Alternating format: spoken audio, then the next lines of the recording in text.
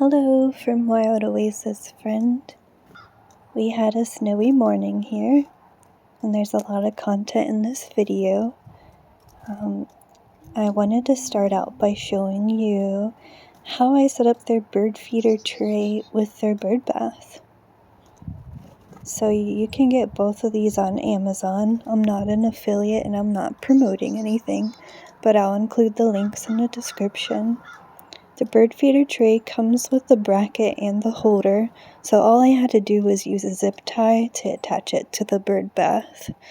And I set it up just below the top of the bird bath to leave enough room for the small birds, but it prevents the bigger birds from using it.